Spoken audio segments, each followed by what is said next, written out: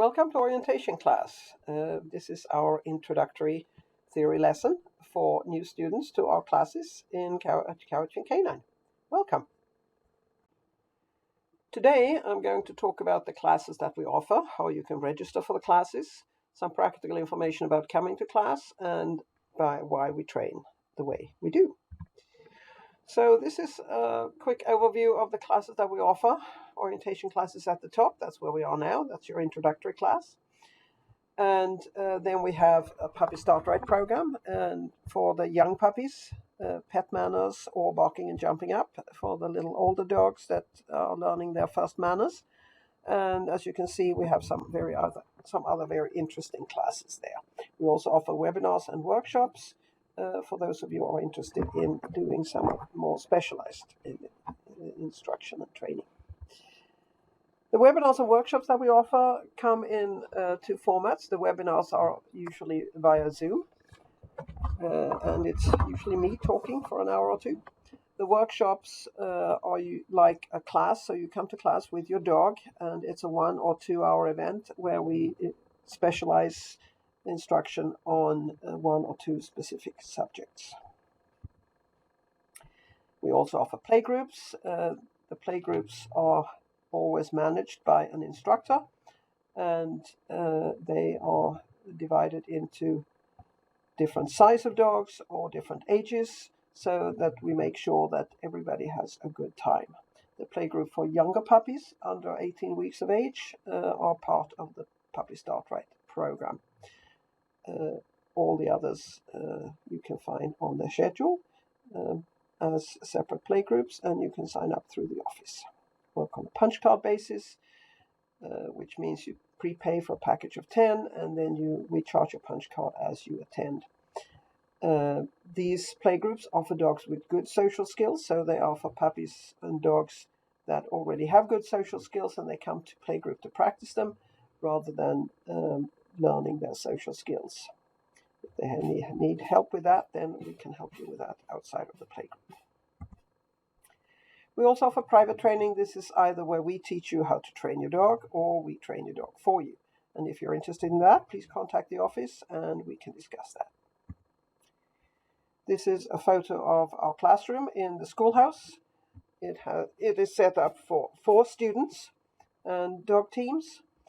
And you can see there are dividers. They are usually down during class time, but if we have a new class coming in or dogs are very distracted, then we set up these barriers to help the dogs feel a little better and have a little easier time about concentrating on you rather than their new friends.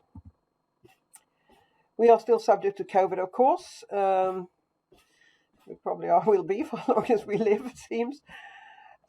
Face mask is now optional, so please respect everyone's choice. And we still provide hand sanitizers at your student station.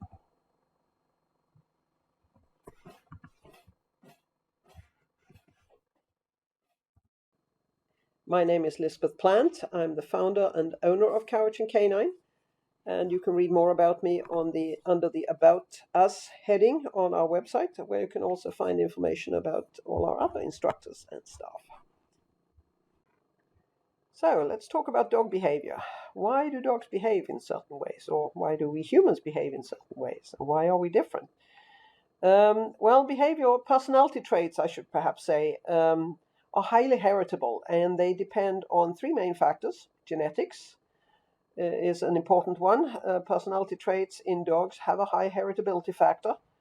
And what we see in the parents, we very often see in the offspring, which is why we always recommend, if you're buying a puppy, that you should meet the parents. Don't just depend on the breed. There are huge differences between individuals in the same breed, so just because you met 2 friendly Bernese Mountain Dogs doesn't mean that every Bernese Mountain Dog is friendly.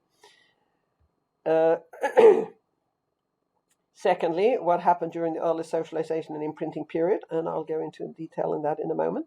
And then, of course, lifetime learning and experiences affect how we behave and react to certain things.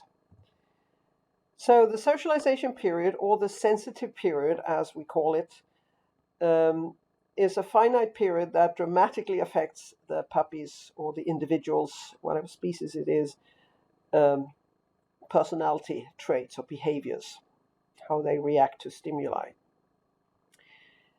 And basically every mammalian species has a sensitive period, an early sensitive period.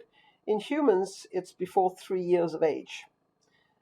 In the dog, it begins at about 3 weeks of age when their eyes and ears open, and it ends at about 12 weeks of age. So this is the period during which the individual's fear response isn't fully developed yet. Basically, their sense of curiosity overrides their sense of fear, which is why toddlers, get into trouble. They climb up on beds and fall off, and they put their hands on the hot plate and all those kinds of things. They need constant supervision. Same with puppies. And we take advantage of that by, during this period when they not are so easily scared, we get them familiar with all the things basically we want them to be good with as adults. That's a good socialization.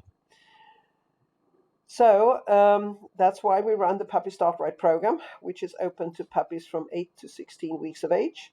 And what we concentrate on in this program is life skills. So yes, we do a little bit of loose leash walking and come when called and things like that, but we mainly concentrate on things like grooming, meeting strange people, meeting other dogs, meeting weird contraptions, learning that novelties, things I've never seen before, can be good things and can be fun things rather than scary things. Just because a dog in adulthood is afraid of a broomstick doesn't necessarily mean that he's been beaten by a broomstick in his previous life or even during this early sensitive period. It could simply mean that he's never seen one before. Right? So this is a 5-week program. It comes with a course book that you can purchase either from the office in paperback format or as a Kindle book from Amazon. Every class has a different theme, so you want to make sure you capture all the 5 classes. And there's also playgroups associated with the classes. This class operates on a modular format, which some of our classes do. This means that you need to book yourself in for each individual class or playgroup that you are coming to. And I will go through that a little later on how that's done. Pet manners. Pet manners is our basic obedience class, if you like. It works on a linear format, so you are committed to the same class times each week. And we teach 6 different things here. We teach attention, as in learning to pay attention in the face of distraction. We teach an emergency recall, which is something every dog should know. A regular come and call that you use on a daily basis. Down, as in lie down and stay there. Loose leash walking, of course, which is very important for all dogs to learn to do, even when other dogs are passing by. And sit, and that's not just sitting, but actually sitting and remaining sitting at your side while somebody comes up and talks to you, instead of jumping on the person, for example. This class is open to dogs that are 18 weeks old or older, no upper limit. We have 4 student and dog teams in each class, and there are 2 one-hour classes each week for 5 weeks. So you are committed to the same class times twice a week for 5 weeks. So not a very long period. You get 10 classes, and in between class you have to work with your dog on a daily basis. So take 5 weeks and commit yourself to getting a very well-behaved dog. There are written instructions that are emailed to you after each class. We are taking the next step in going green with our business, so we are not providing paper handouts except in some rare cases. Instead, you need to check your email every day after you've been to class.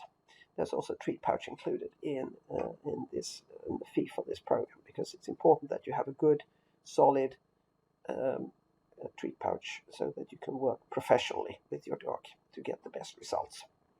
It actually has greater importance than you might think. Then we have our barking and jumping up class. This is for dogs that are 18 weeks or older, that are friendly with other dogs and people, but very distracted or excitable, but in a friendly manner. So yes, if you're coming to pet manners, you're thinking, oh, can my dog really do all this? He's so distractible. Normally that's fine, but in some exceptional cases, dogs can actually be so over the top excitable and so over the top not able to listen that they need some extra help. And for that, we have this class. Here we work specifically on excitement barking triggers. So this is not for reactive barking. This is not for barking at strangers or barking at other dogs, things like that. Is in a reactive manner, as in, "Row, row, row, get away from me," or things like that.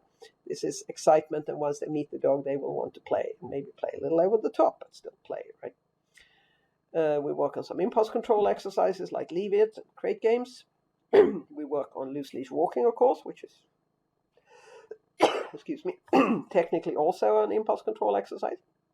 And sitting instead of jumping up, as in remaining sitting at your side while the person comes up and talks to you. Open for dogs from 18 weeks or older that are friendly with other dogs, and it's a semi-private class. So it's 2 student and dog teams per class instead of 4. So that's reflected in the price, of course, but you also get more instructor attention. It's a linear class. You are committed to one 45-minute class each week for 8 weeks. So over time, it takes longer to complete because there's more work that you need to do at home to help your dog in between each class, because teaching your dog to be well behaved at couch and canine but not at home, of course, isn't going to help you in real life. And again, weekly homework email will be sent to you after each class. Then we have agility. This is an outdoor class. It's a customized curriculum for each student because it's a one-on-one class. Any dog puppy from 8 weeks or older is welcome. We adjust the curriculum to suit even little puppies. It's a half-hour private lesson and a modular format, so you prepay a punch card and then you book yourself in for each class, and I will show you how to do that. And then we have our reactive dog program. This is for dogs that have trouble being in the same social environment as other dogs or people. So this is where we're talking about the reactivity. So we're talking about fear, aggression, whatever we want to label it with these days. It comes in 2 levels. And it's, again, a one-on-one lesson, half hour, a modular format. So you prepay for a punch card and then you book yourself in for each class. I will show you how to do that. It begins with a 1-hour introductory theory lesson where we go through specifically what's involved with reactivity, why do dogs become reactive, and what do we do about it and why. And the introductory package includes the private theory lesson and 6 lessons. We're not going to fix any dog in 6 lessons, but we get a start. There's also a course book that you need to read, and a treat pouch is included as well. Additional classes can be purchased as needed after that. As with any training, how long is it going to take? Well, that depends on so many factors, including genetics, early socialization, learning experiences, and how much time and effort you as an owner are able to put into the dog's training. And that goes for all dogs, all classes, all training. We offer some other classes as well that you can find out more about on our website. We have an advanced manners that builds on pet manners. We offer karting seasonally, of course, mainly in the spring and summer, a little bit in the fall. We offer scent detection and tricks. That's usually ongoing all the time. So, and there are classes coming and going occasionally throughout the year, so you can just check our website or inquire at the office if you're interested in something. So, to book yourself into class, first of all, register and pay. And then to book yourself into a class, you need to go to our website, couchandcanine.ca. Click on that link. And here is our website. And you scroll down, there's the news box. You want to take a look at that, of course. And then you scroll down to where you see click here for our class schedule. Click on that link. And that takes you to our online booking system. Now, in the upper right-hand corner where it says sign out, it's going to say sign in. You sign in using your email address that you gave us on your registration form. And your password will be your dog's name with a capital first letter, followed by the last 4 digits of your main phone number that you gave us on the registration form. And then you come back to this page again, And here are some basic information. Our location, of course, which is 1462 Mile End Road in Cobble Hill. Please respect our neighbors and drive slowly on Mile End Road. I cannot emphasize that enough. The Mile End Road we're on is the Mile End Road that comes off Shawnigan Lake Road. There are two other Mile End roads in Cobble Hill. There's one that's really small, and I don't think anybody lives on it. The main or the largest Mile End Road is the one that comes off Cobble Hill Road. That is not the one. We are on the Mile End Road that comes off Shawnigan Lake Road. We only have 3 neighbors on this road. You'll be driving past all 3 of them. All 3 of them have dogs, and at least one of them also have grandchildren that visit. So, and they are not all fenced. So please drive very slowly on Mile End Road. Drive as if your dogs or your children might be out running on the road.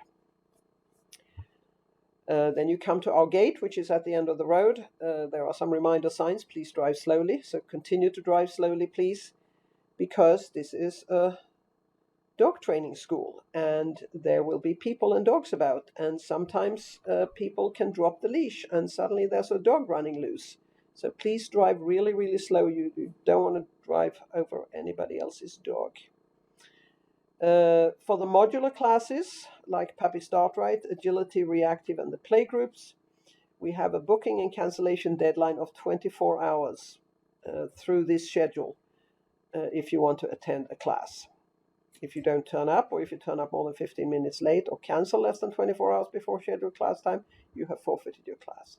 If you're in a linear class, however, you do not need to worry about this schedule. So if you're in pet manners, or barking and jumping up, or scent detection, or another linear class, then we book you into every class. Anyhow, you may still want to be part of a modular class at some point, so that's why I will go through this schedule for you. And if you have any questions, of course, please call us. So here we have this week's schedule when I'm making this recording. Today is Wednesday, the 8th of March. There's a scent detection class in the morning. There's a foundation class, which is a class that is currently in runoff. We're not offering it anymore. It was becoming too expensive to run because we didn't have enough interest in that particular format of the class any longer, so we're running it off. But here we have a very colorful schedule. The red ones are reactive, the baby blue are puppies start right, the big ones, the big blobs are the classes, the 1 hour class, and the half-hour playgroups are the smaller ones. Pet manners is olive green, foundation is green, but don't worry about them, they're in runoff. Agility is also another kind of green, teal. Playgroups are gray, etc., etc. So let's say that I'm in a modular class. Let's say I'm in Puppy Start Right. So I want to book myself in for Saturday. So I can see that the playgroup at 1:15 is already fully booked. It's only open to 3 students, so it's already closed. You can see that because there are lines going through. But there are no lines going through the 11:30 playgroup or the 12 o'clock class. So I'm going to book myself into that. Okay, I click on the playgroup. You can see that Hazel, Tucker, and Melody are already coming. You won't be able to see people's email addresses like that. That's just because I'm an administrator in the system. So you click on New Attendance, and it's not going to look like that. It's going to look something like this. So your dog's name and your own name, and then you click on Create Attendance. Now look what happened. There's a red tick mark. That means the person who's logged into the system has booked a spot in that class. Great. Then, of course, I want to attend the class at the same time when I'm here. So I click on that one as well and create attendance. So that's my class and playgroup for this week. And then I can go to the next week. So I click on the little arrow there in the upper left-hand corner. And then I find next week, and I can book myself into Puppy Start Right on Wednesday. Thursday's not open yet because Wednesday's still open. 3 people have booked into playgroup, 2 have booked into Puppy Start Right. And there we are again on Saturday also. So you can take your pick. Maybe you came to class on Saturday last week. This week you want to come on Wednesday, so then you can book yourself in there. So that's how that works. Now let's say I change my mind and I discover I can't come on Thursday. or on Saturday, I mean. So I go back to the schedule, find my booking. There I am with my red tick mark. You click on that class, find your booking, Connie and Elizabeth, there I am.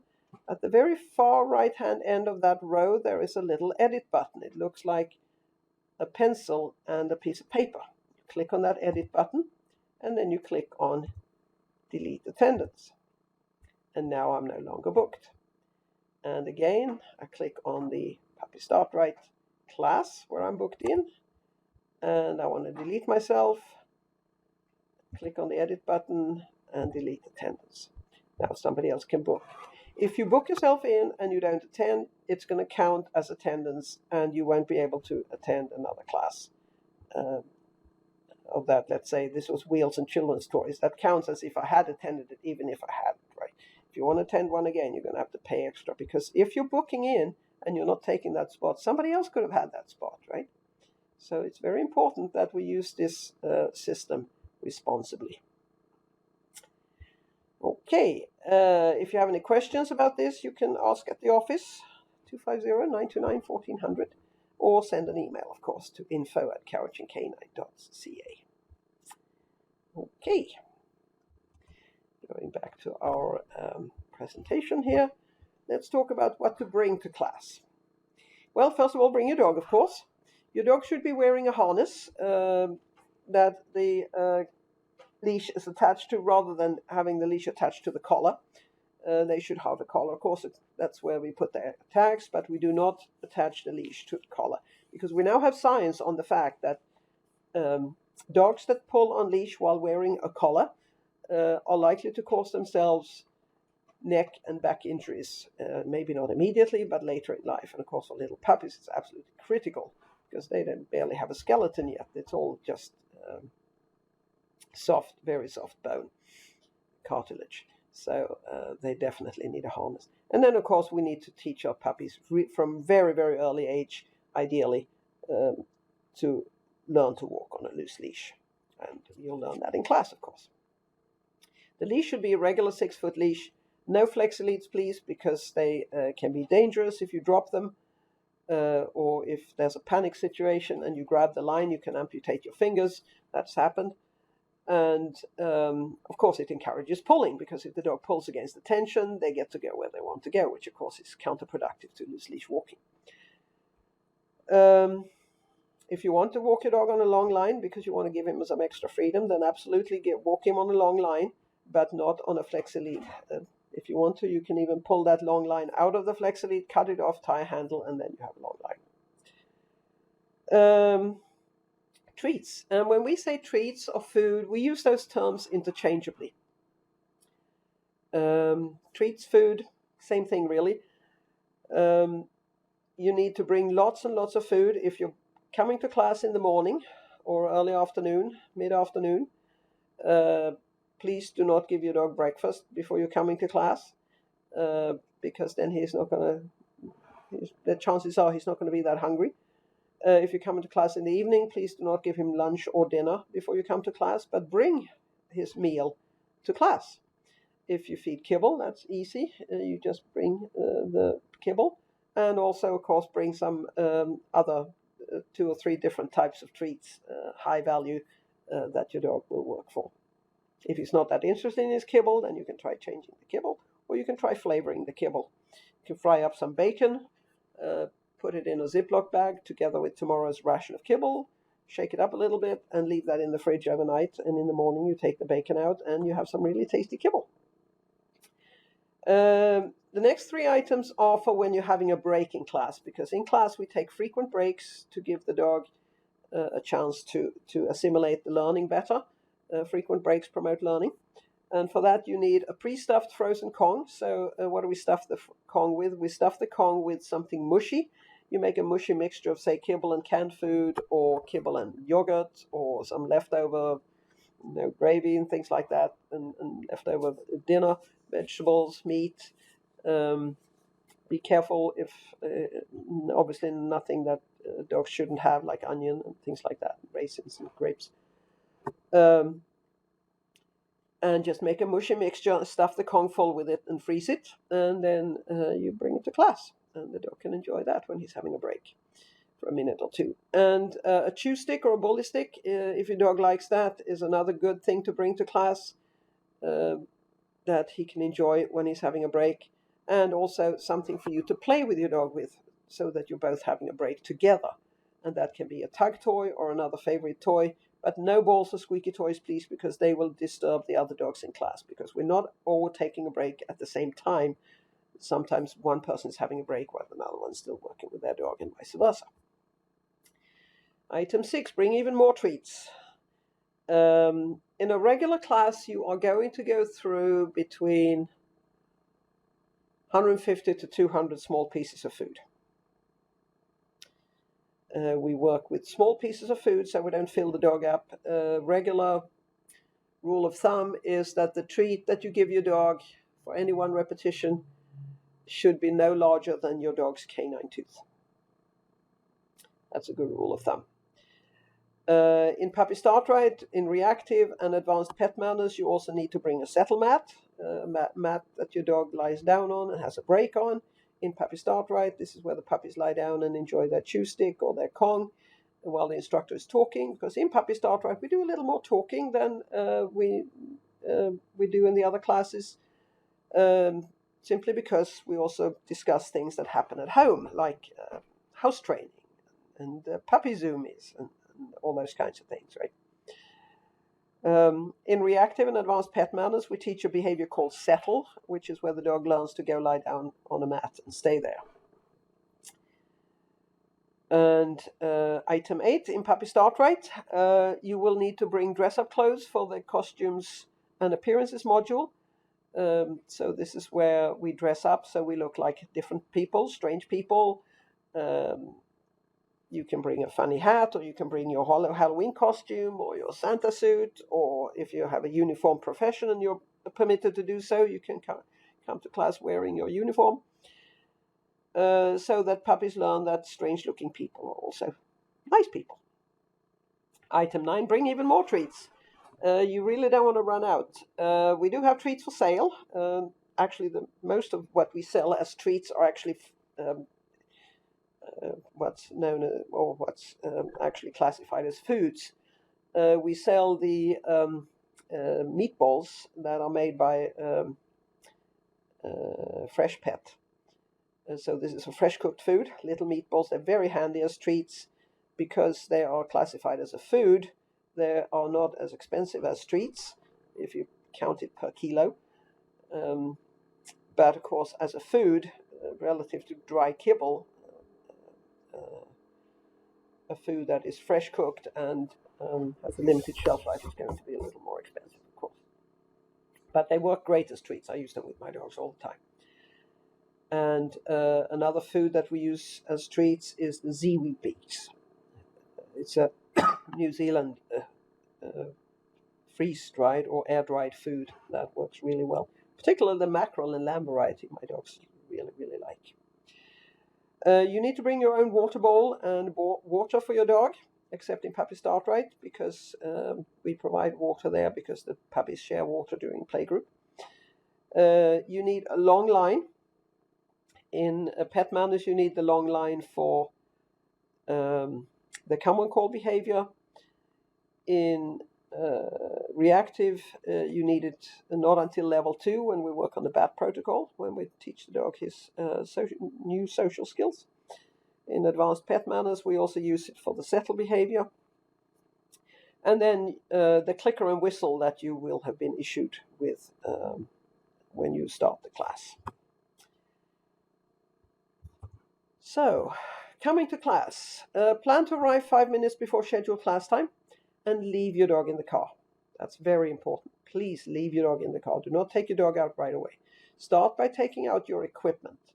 Your school bag if you have one, if you're bringing a settle mat because you're coming to puppy or some class where that's needed, then please pick up that.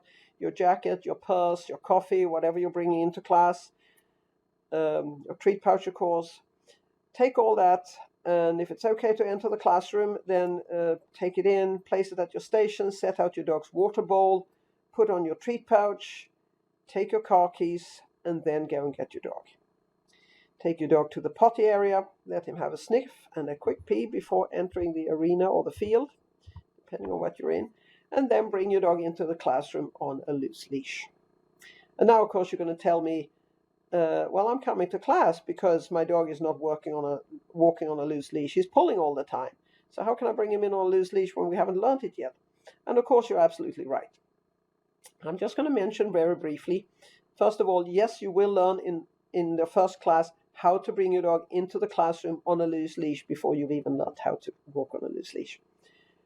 And secondly, please try not to teach your dog to walk on a loose leash. There isn't a dog on the planet that was born walking or pulling on leash.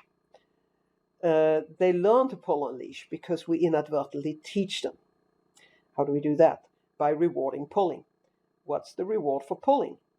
It's that if I pull and I get to go where I want to go, then obviously pulling works. That's how we teach dogs to pull, right? So in other words, if the leash is tight, you cannot walk. You have to stop, right? Because if you take even a step, you have just rewarded the dog for pulling, and now you're undoing your training. Right? So this is the singularly most important rule to remember. Do not reward behaviors you don't want your dog to learn or to make stronger. Right? Every time you say, oh, just now, I'm just taking 3 steps from the car into the house, it doesn't matter. Yes, it matters. It really, really does matter.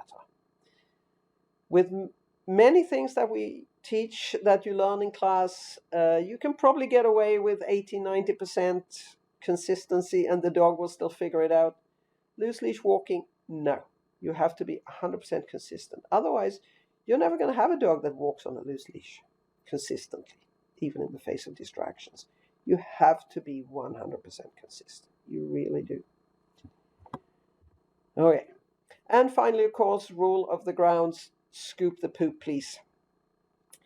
You have a choice how to do that. You can either use the poop scoopers that we have provided by the poop cans that we have set out everywhere. And if you do, you can leave the poop in one of those metal cans. If you choose to pick up the poop with a poop bag, you have to take it home. We will not accept poop bags in the cans. Please do not put poop bags in the cans. Why? Because we compost the poop, but it has to be clean poop, not even compostable poop bags. If I find a poop bag in the poop can, I will have to put my hand down and pick it out and put it in the garbage. I don't like doing that. And you can imagine what I'm thinking as I do that. And the reason we do the composting of the poop is because before we were sending so many bags to the landfill that were just plastic bags filled with dog poop. And it was just, I said, this is not green, this is terrible. So I found a book a friend of mine gave me on how to compost dog poop. So that's what we do. And that's another way that we are going green as a business. So when we train, we use food. We can use food as a lure. This is where I have the food in my hand, and that makes the dog come to me, or that makes the dog sit. So the food is making the dog happen. The treat made come happen. The treat made sit happen, right? That's luring. Luring can be a good way to jumpstart a behavior. We often use it in puppy class, but it's not a good way to teach or maintain behavior, because if I don't have the food in my hand, I don't get the behavior. And that, of course, is counterproductive. So instead, we like to talk about a reward. A reward is when the behavior happens first. And as it happens, we mark it with yes or a click from the clicker. And then the treat comes out. So the treat is never in sight until the clicker has sounded. The click marks the behavior. The dog comes to me, click, and then I take the food out. Do not move your treat hand until after you have clicked, right? And of course, we never force. We do not use corrections of any kind whatsoever. Force, corrections, and that includes anything from stop it, to shock collars. Break the trust, they drive anxiety, they make for a hesitant or unwilling learner, and they have many other undesirable side effects as well. Instead, we set up the situation so that the behavior we want to happen will happen. That way we build trust and we build a very eager learner that will pay attention to us. I made this video a little over 4.5 years ago in the summer of 2018. And if you lived here then, you may remember that this was the summer with all the smoke.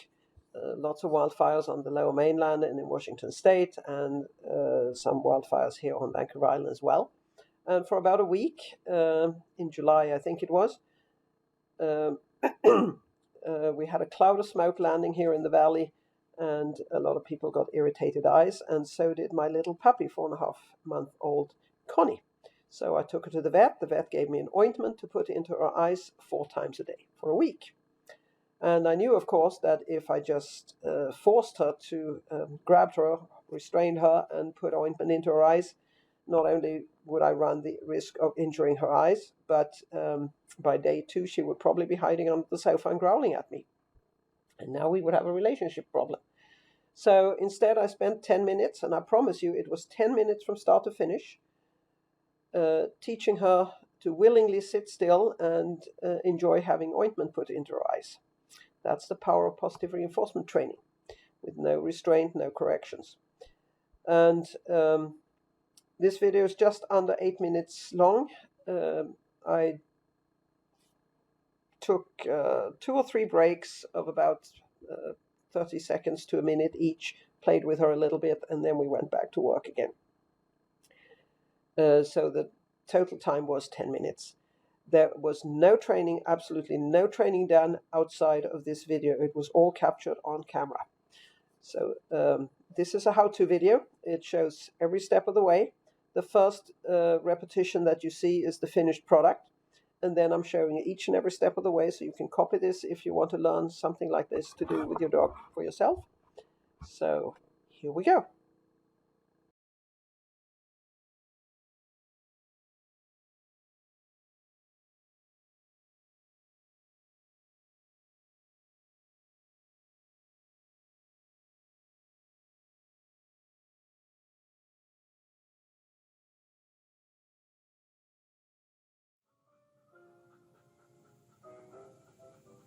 Yes.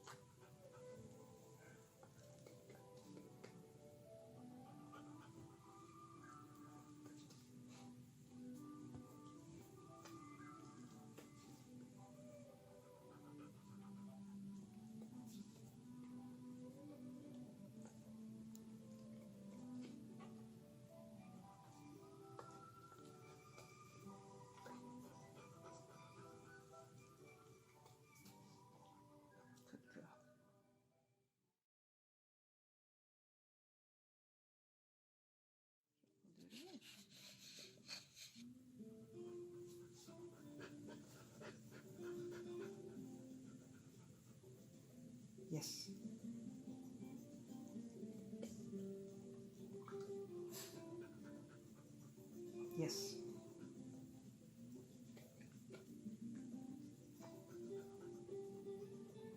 Yes.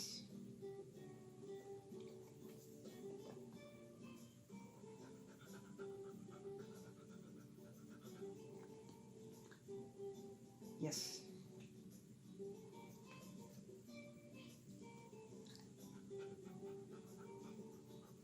Yes.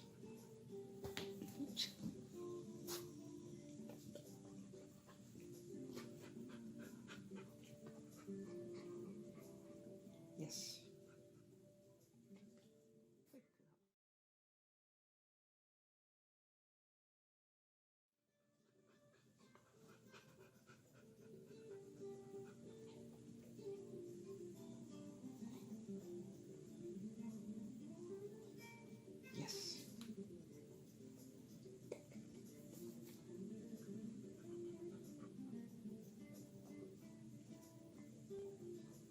Yes.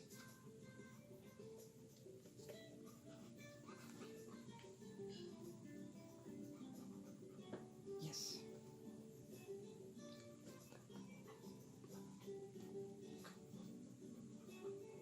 Yes.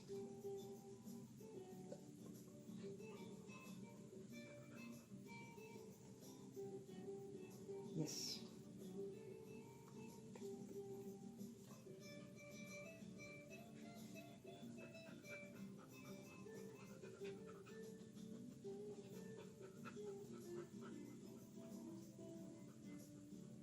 Yes. Yes.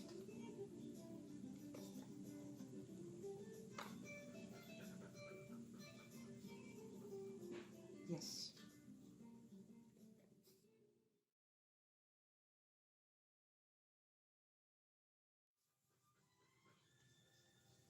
Ready?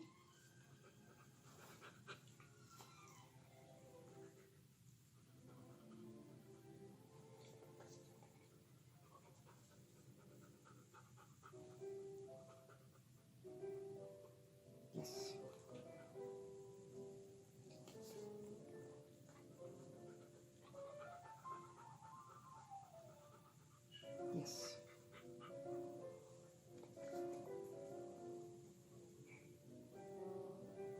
Yes.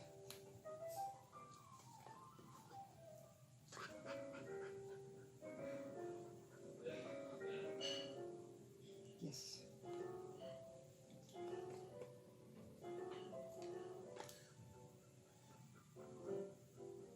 Yes. Yes.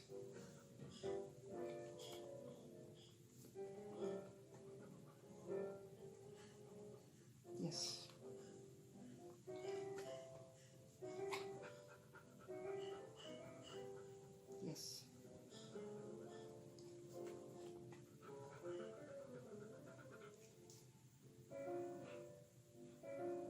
Yes.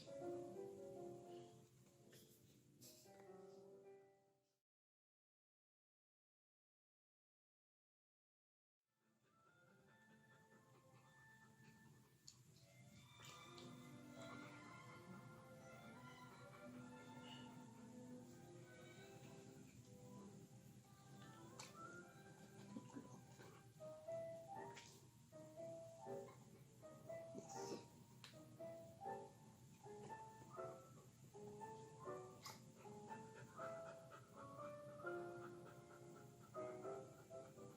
Yes.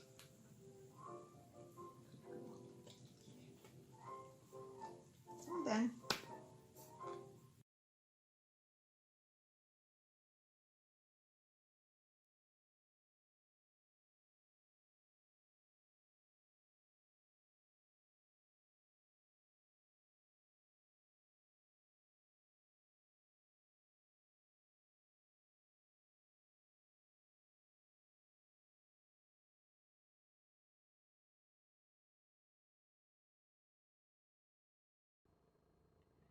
So, as I mentioned, we no longer use corrections, and we require that you do not use corrections in class, and we strongly recommend that you do not use corrections with your dog at any other times either, because it will interfere with your dog's training and your bond, and it will set back the training. It will actually set back the training. You may feel that you're getting result with the correction, but all you're actually doing is stopping the behavior in the moment. You're not actually teaching anything. And please forget about the dominance theory. The dominance theory has been abandoned long ago. The author, the scientist and author who actually came out and popularized the dominance theory in wolves, Dr. David Meach, has come out with a retraction video that was published in 2005, and you can find it on YouTube or on his website. On YouTube, you can search for Dr. David Meach, M-E-C-H, Alpha Wolf, and you will find his retraction video.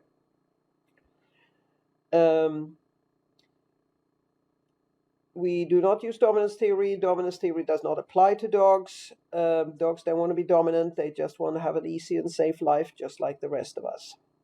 So what we do instead with the force-free principle is that we use scientific methods, what's known as operant conditioning, specifically positive reinforcement, and what's called negative punishment, meaning that you just remove the reward associated with the behavior.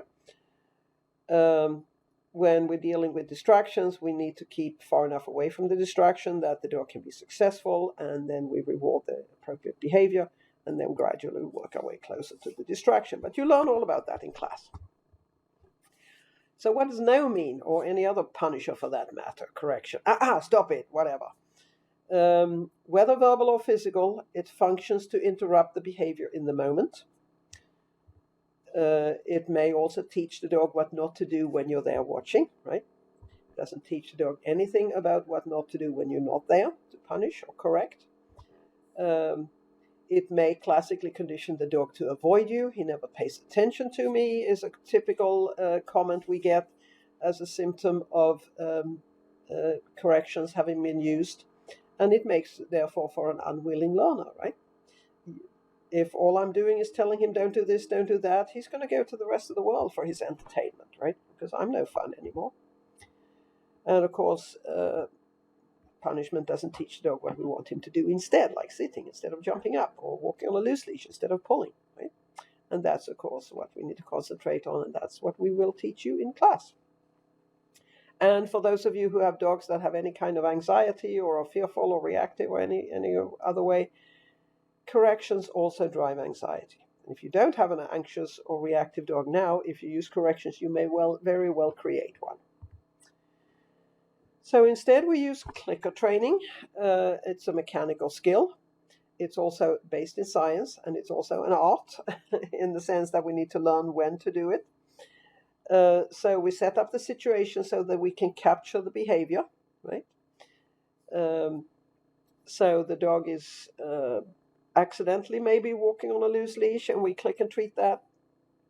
Click is the marking of the behavior. We mark the moment the dog earns the treat. That's what the click means. And you'll learn how to do that in class. And then we reach for the treat and give that to him. And then once the dog understands the behavior and he can do it correctly, then we teach him what it's called. There's no point in saying sit to a dog that doesn't understand what the behavior is. Once he learns the behavior, he understands the behavior, then we teach him the English word for it, or French, or Spanish, or Swahili, or Klingon, or whatever language you want to use. So to register for class, you can either come by the office, or you can email us or call us. The completed registration form, we now have the registration form online. So all you need to do is go to our website, which I will show you right now. Here we are. You go to our website and you click on classes, or you put your cursor on classes, I should say, and you go down to where it says registration form in the drop-down menu. Click on that, and then it says click here to complete our online registration form on your computer. Click on that link, and there's your registration form, and you just complete that, read it carefully, go to the bottom, sign it, and that's the registration form. We need you to email your dog's vaccination record for parvo distemper, what's known as DAPPV. And if you're emailing, please let us know which class you want to sign up for as well, and how you'd like to pay. We can do PayPal via our online shop, or you can pay with your credit card over the phone. You can also do an e-transfer, but you need to look up in our online shop what the amount is, including tax. If you need help, just call us, 250-929-1400. And those are our office hours, and they are displayed on our website as well. And this is where I say thank you very much for your attention, and welcome to class.